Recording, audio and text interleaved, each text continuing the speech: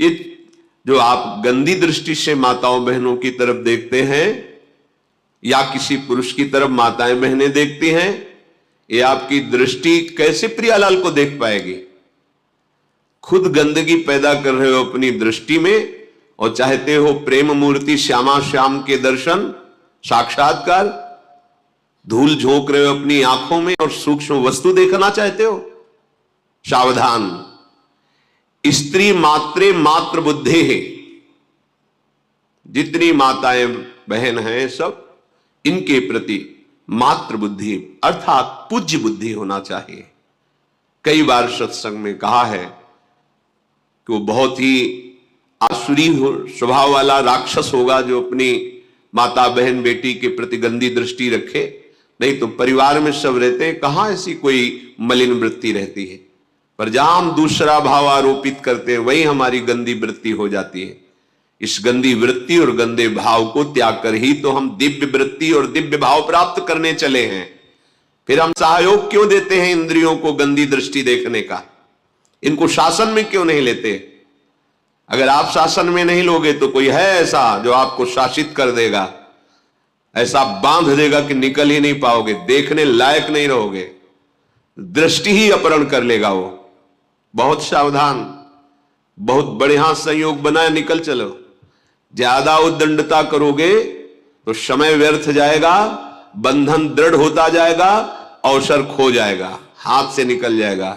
यहां किसी का कुछ नहीं बिगड़ता, आपका आचरण आपका ही सर्वनाश कर देगा।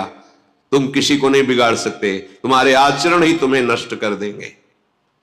सत्संग का तात्पर्य मनोरंजन नहीं है, सत्संग का तात्पर्य है मन की अशुभ वृत्तियों का नाश करके सत्संग करना।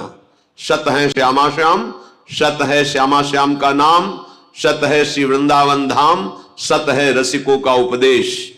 अगर ये स्वीकार है तो सत्संग है, ये स्वीकार नहीं तो नाटक है, सत्संग नहीं है। फिर जगत नाटक में फंस करके फिर रो।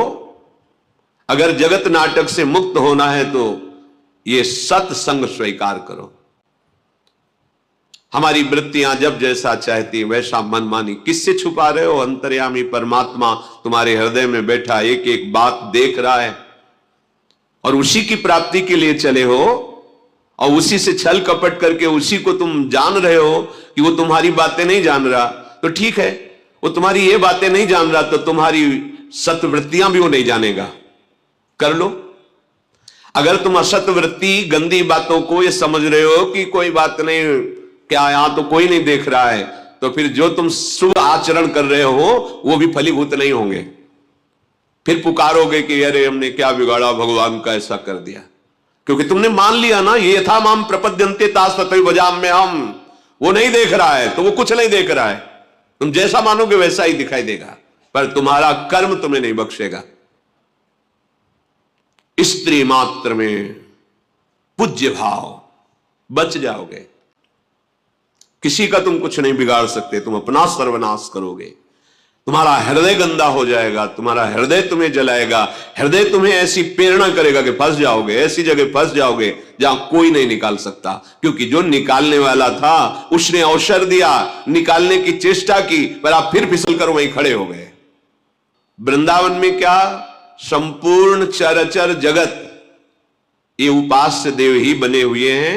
ऐसी बुद्धि अपने हृदय में धारण करो। सर्वान वस्तुतया निरीक्ष्य परम स्वाराध्य बुद्धिर मम। मेरी बुद्धि में ये दृढ़ निश्चय हो जाए कि मेरे आराध्य देव प्रभु ही सब रूपों में विराजमान है, चाहे वो जड़ हो चाहे चैतन्य हो, यही साधना का फल है।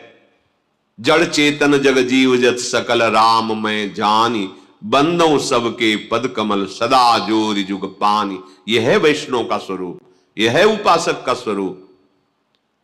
कहीं भी कोई रागात्मक या द्वेषात्मक वृत्ति नहीं, असंगोहम उदासीन स्थिति, समझ में नहीं आता।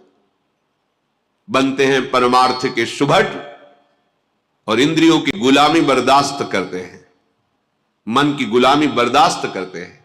जो इंद्रिय और मन का गुलाम है वो भगवदानंद क्या होता है, केवल बातें बनाने से नहीं मिल जाता। अध्यात्म क्या होता है, समझ नहीं पाओगे।